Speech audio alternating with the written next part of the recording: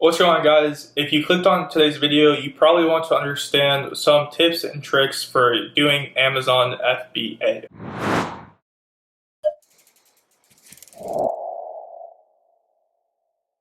If you're new to the channel, my name is Ethan Chase, and I post videos every single day of me trading the stock market and weekly videos on personal finance, investing, and life. If you have no idea what Amazon FBA is, don't worry. It's essentially just another way, like an eBay or a Grailed or a StockX. It's another platform and channel for you to resell items. What you do is you take an item that you're going to resell, you buy it, then you ship it to an Amazon warehouse. Amazon lists it on your store on Amazon, and then when anyone goes on Amazon to buy that product, they purchase it, and instead of you shipping your item from your house to the customer's house, Amazon will ship your item for you, and they'll deal with all of the kind of returns and feedback, etc. My story with Amazon FBA is I just wanted to do a side hustle and earn extra cash. So what I did was go into different retail stores to the clearance sections, also called retail arbitrage, and like stores such as Goodwill, where I found pretty heavily discounted items. I would buy them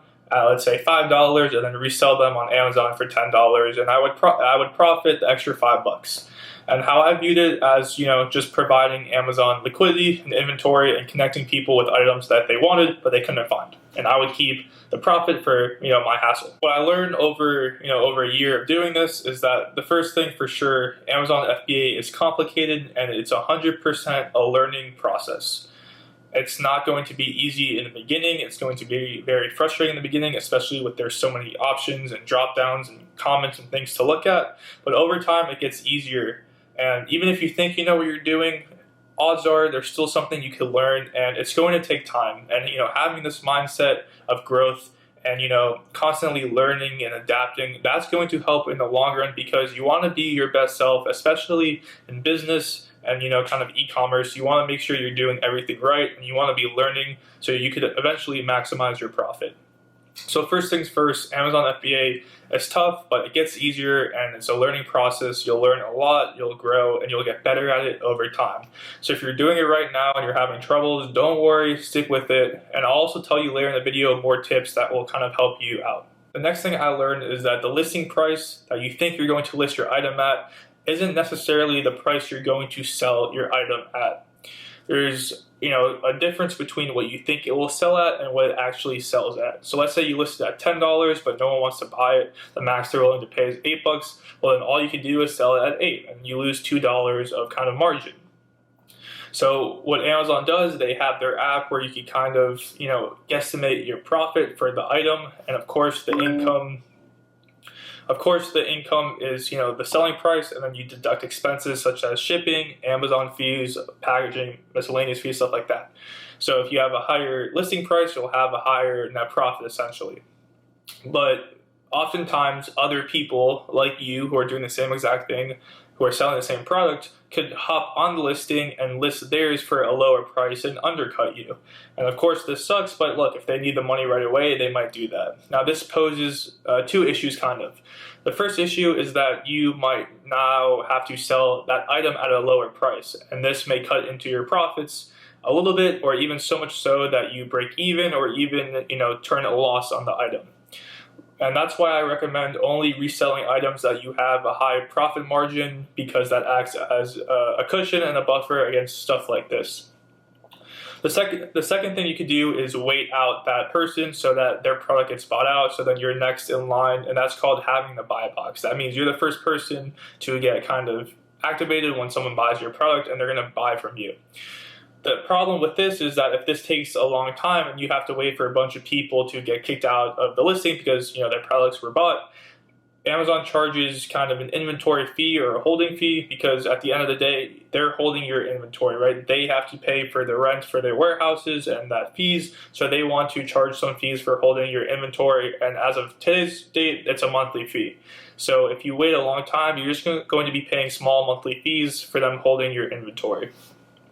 It's not the biggest kind of, deal breaker, but it's still something to be mindful of. And what I've learned from doing this is that many people, and oftentimes people, will jump on the listing, lower the price a little bit, and then you're kind of caught in a pickle where you don't know if you should wait or lower your price. And if you do lower your price, then you might just have this kind of scenario where it's a race to the bottom and you and the other person are just constantly lowering your prices and then no one wins. So there's a kind of dilemma there, but in my kind of experience, I do best by just waiting. I lower the price on some stuff just to get the inventory out, but again, it's up to you, and the best kind of hedge against that is by only choosing items that have high margins so you have a good cushion and a good buffer. The next thing I learned is, don't go all in on one product. Even if it's so tantalizing and appealing in terms of profit, it still may not be good, and that's for a couple of reasons. One, the item just may not sell. So even if it has a high kind of best sellers rank, which kind of indicates the demand for the product, essentially, it still may not sell. So never buy 100 of a product, always buy a few to test it first, see how it goes, see if anyone hops on the listing, see how long it takes, and then if you're pretty confident you could sell a lot, go ahead and buy in bulk, but I would advise against that because you just never know.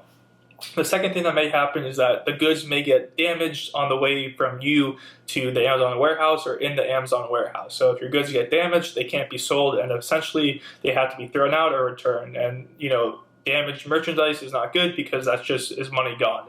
So always be cautious of how much of one product you are shipping in because it could get damaged or it just might not be able to be sold. And when that happens, you just lose money and there's nothing you really can do about it. This draws towards a broader type of investment principle, which is about diversification and not putting all your eggs in one basket, because you want to be exposed to different areas of the market, to different products. So if one product fails, you still have exposure and potential profit gain in other areas. Overall, I think the biggest issue with Amazon FBA is just finding the right product. And this sounds, easier said than done, but you gotta find a good product because that good product will take away any of the concerns that I talked about in this video. If you like this video, give it a like. I'm doing this all for free and I'm just offering kind of what I learned online. I'm giving back to you. So all I ask in return is for you to smash the like button, hit the subscribe button, because all of those are additional steps in my journey to financial freedom.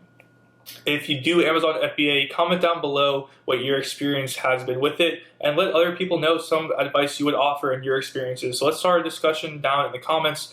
And with that said, I will see you Monday for Monday's live day trading of the stock market.